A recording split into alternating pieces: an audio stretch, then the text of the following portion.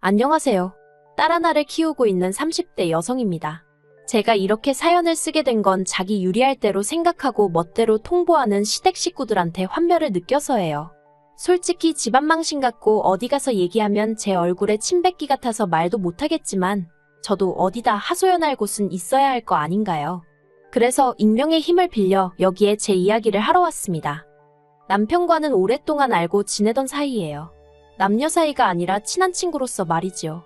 그래서인지 서로에 대해서는 비교적 잘 아는 편이었어요. 그렇다고 어른들 말씀처럼 그 집에 숟가락젓가락이 몇 개고 뭐 그런 것까지 꿰고 있던 건 아니고요. 아무튼 남편하고 저는 둘 다 같은 고등학교를 졸업한 뒤 나란히 같은 대학에 입학했어요. 서울 중상위권 대학으로 어디 대학 다녔다고 말하기에 부끄럽지 않은 수준의 학교였지요. 다만 전공이 남편은 국어국문학, 저는 컴퓨터공학이에요. 몇몇 사람들은 농담이랍시고 남녀가 뒤바뀐 거 아니냐 그런 소리도 하는데 솔직히 황당해서 그냥 웃고 넘겨버려요. 그런데 저희가 학교에 입학했을 때부터 소위 문과가 인기가 떨어졌거든요.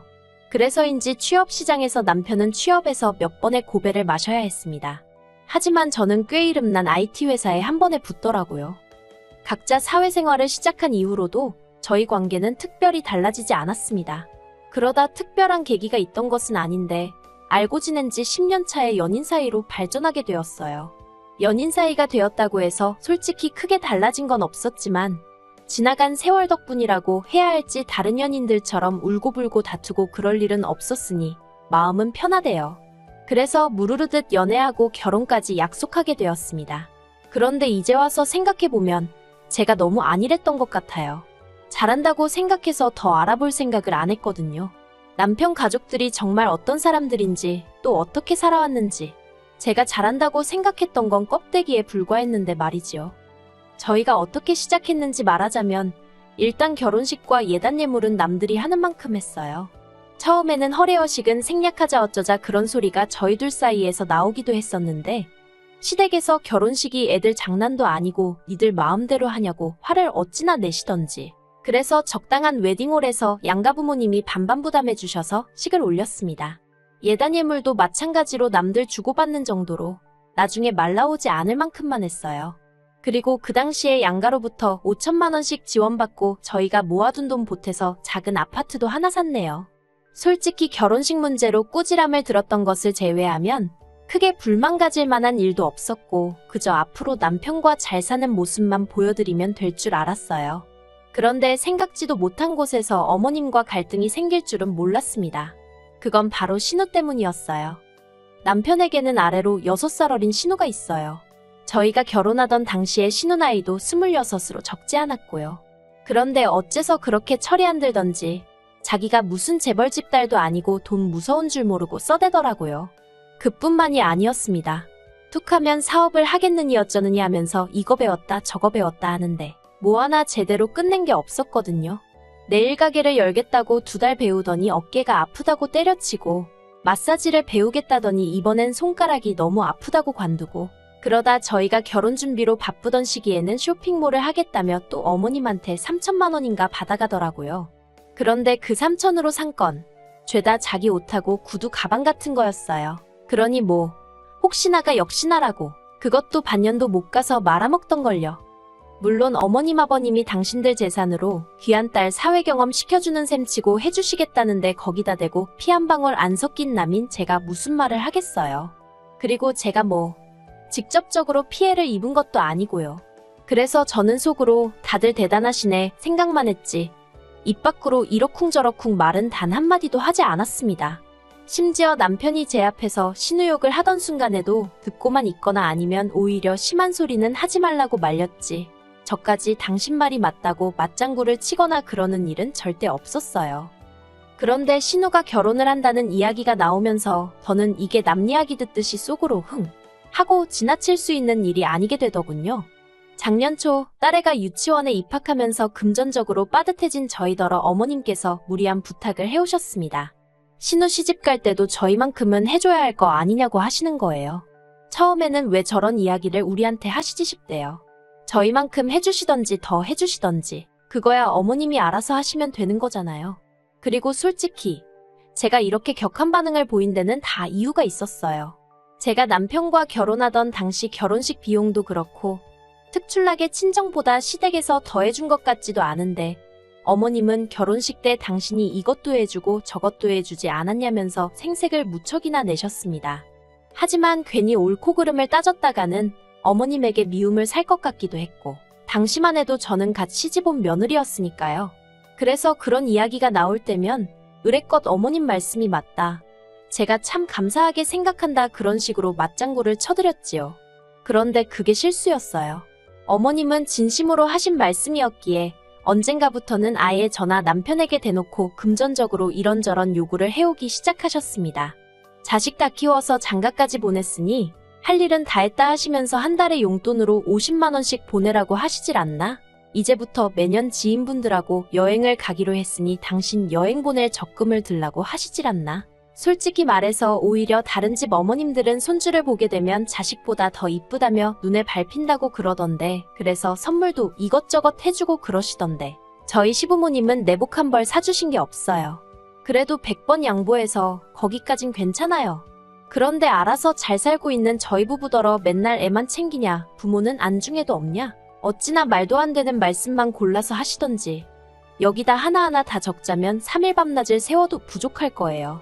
정말이지 손주 질투하는 시어머니는 이 세상에 저희 어머님 뿐일 겁니다. 아무튼 그런 상황에서 신우 결혼 이야기를 꺼내신 이유는 한마디로 저희 결혼은 당신이 시켜줬으니 신우 결혼은 저희더러 시켜주라는 거였지요. 황당해서 제가 어머님더러 어째서 저희가 그래야 하냐고 물었어요. 신우도 어머님 자식이니 어머님이 해주셔야 하는 거 아니냐고요. 그러자 어머님께선 옛날엔 집에 아버지가 없으면 맏아들이 아버지 역할도 하고 그랬다면서 더 이상 아버님이 경제적 능력이 없으니 저희 남편이 이어서 해야 하는 건 당연한 거 아니냐대요. 황당해서 저도 모르게 아버님이 돌아가신 것도 아니고 그렇게는 못한다 했습니다. 이제껏 신우 사업한다고 나댈 때마다 묻지도 따지지도 않고 돈 다 대주시더니 이제 와서 결혼은 저희더러 시키라는 게 말이나 되느냐고요.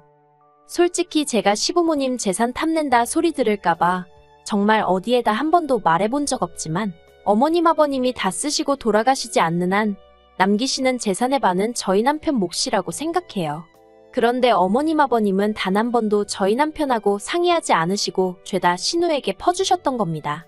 그리고 그럴 때마다 저는 그래 어머님 아버님이 살아계시는 한 두 분이 당신들 재산을 어떻게 쓰시던 그건 내 알 바가 아니다 되뇌었어요.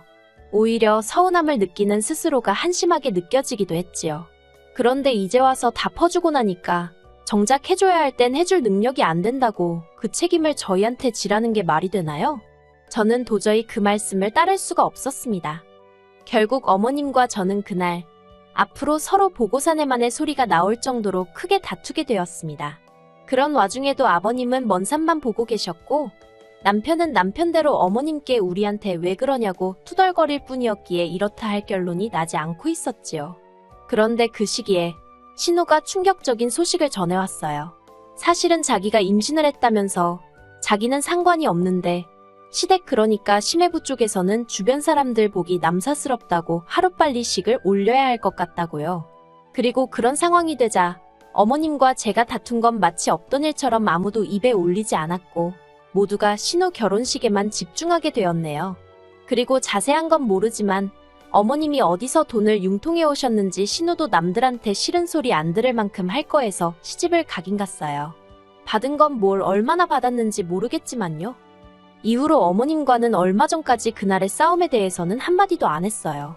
명절이다 뭐다 온 집안 식구들이 모인 자리에서도 물론이고 어쩌다 용건이 있어서 하게 된 전화통화에서도 말이에요. 그런데 지난달 아버님 생신 때문에 모인 자리에서 생각지도 못한 소리를 듣게 되었습니다. 신우는 당시 독박육아로 7개월 된 아들을 돌보고 있었어요. 그런데 이제 애가 발달이 늦어서 뒤집은 지도 한 달 정도밖에 안 되었고 앉아있는 것도 잘 못해서 신우가 잠시도 눈을 뗄 수가 없었던 모양이에요. 그러니 자기 개인적인 시간은 고사하고 화장실 가는 것도 제때 못 간다면서요. 그리고 그런 이야기를 하는 신우는 정말로 얼굴도 푸석푸석하니 상태가 좋아 보이지 않았습니다. 그래서 제가 많이 힘드냐니까 신우 말이 혼자서 하루 종일 애랑 실랑이만 하려니 너무 우울하고 지친다는 거예요. 그런 신우에게 제가 요새는 7개월짜리 애들도 어린이집에 가기도 하고 아니면 하루에 한 4시간 정도만 시터를 써보면 어떻냐고 그렇게만 해도 지금보단 확실히 나을 거라고 했습니다. 저는 친정어머니의 도움을 많이 받았지만 제 주변 친구들 몇몇은 그렇게 그 시기를 넘겼거든요. 그랬더니 신우가 돈이 한두 푼 들어야 말이지요 하고 한숨을 푹 내쉬는 거예요. 그리고 그제서야 저도 아차 싶었지요. 제가 남의 남편에 대해서 이러쿵저러쿵 말하기 그렇지만 신우 남편은 경제적 능력이 없는 사람이었습니다. 끈기가 없어서 한 직장에 오래 다니질 못했거든요. 그런데 남들에게 보여지는 것에는 예민했던지라 신혼 초 전세로 들어간 집은 어느새 월세로 돌리고 그 보증금으로 차를 사질 않나, 무슨 오픈런인지 뭔지를 해서 1,000만 원짜리 시계를 샀다고 좋아하질 않나. 오죽하면 신우가 없는 자리에서 시부모님 두 분이 차라리 애를 지우라고 할 걸 그걸 기어이 결혼을 시켜서 이 꼴을 보고 산다고 하소연을 하실 정도였다니까요. 아무튼 그렇게 신우가 하소연을 하고 있으니 어머님이 딱하다는 표정으로 신우를 물끄러미 보시다가 저한테 할 이야기가 있으시답니다. 그러면서 당신이 진작부터 생각하고 있던 일인데 이참에 어머님 집하고 저희 집하고 팔아서 2층짜리 전원주택을 지으면 어떻겠냐대요. 그래서 1층은 어머님 아버님과 신혼애외가 살고 저희더러 2층을 쓰라나요. 그러면 애도 같이 키울 수 있고 서로 좋을 것 같다면서. 하지만 저는 소위 힘든 시기 다 지나고 이제 유치원 보내면 되는데 제가 뭐 한다고 갓난애기 키우는 신우랑 공동육아를 하나요? 제가 어머님더러 싫다고 했습니다. 어정쩡하게 답했다가 코 깨이지 싶어서 아주 단박에 싫다고 했어요. 애 키우는 게 너무 힘들어서 둘째도 안 낳았는데 이제 와서 무슨 공동육아냐고요. 그랬더니 어머님이 누가 너더러 맡아서 키우랬냐고 그냥 같이 살면서 서로 필요할 때 도와주면 되는 거랍니다. 하지만 그 시커먼 속을 누가 모르겠어요.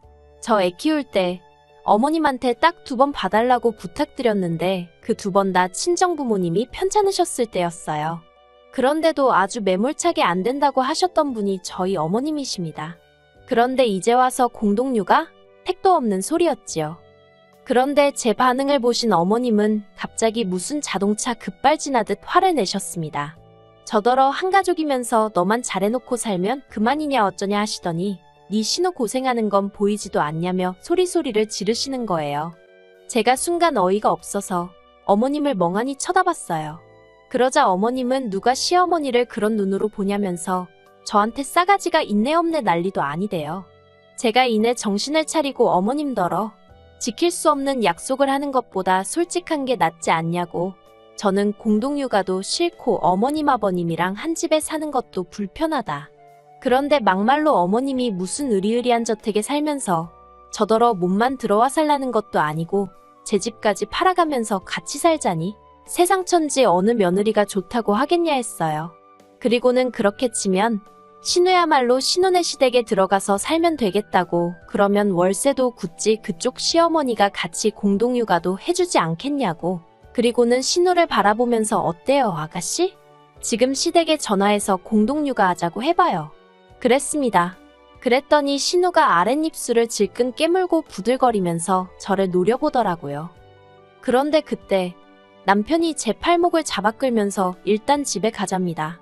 집에 가서 얘기 좀 하재요.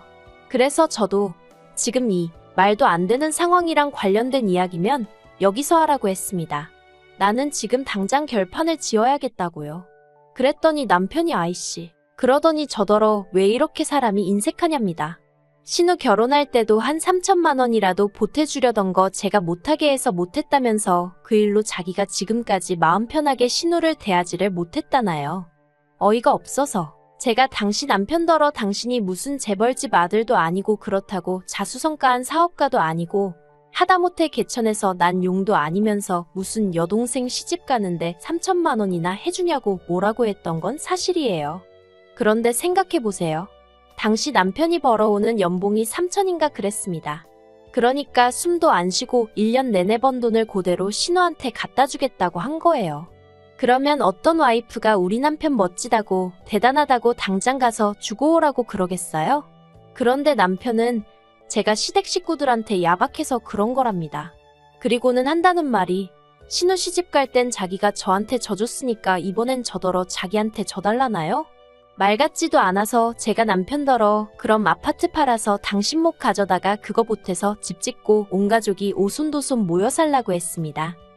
솔직히 애까지 있는 마당에 저라고 그런 말을 하기가 쉬웠겠어요? 그런데 오죽 답답했으면 저도 에라 모르겠단 심정으로 뱉어버린 거지요. 그리고 다행이라고 해야 할지 남편이 이혼하자는 거냐며 얼굴이 하얗게 질리더라고요.